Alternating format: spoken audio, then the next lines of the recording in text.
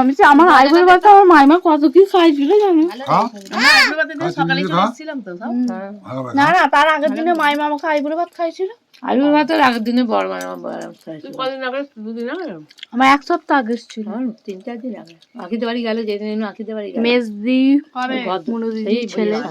এটা হচ্ছে আমার বড় ও মামা। দেখে খেয়ে দেখো না। আচ্ছা থাক, খাবো না আমি। মায়ের আর এই যে আমি সেই কুলার টাল 4 বছর পরে মামার বাড়ি এসেছি।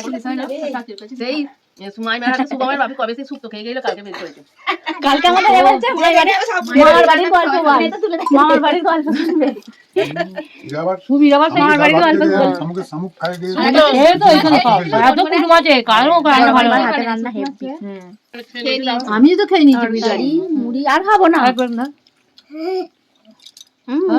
ওর ছেলে খাবে বলে সেই খায় না। ও ছেলে মুড়ি খায়নি বলে তো দুটো খাওয়া নিয়ে যায়।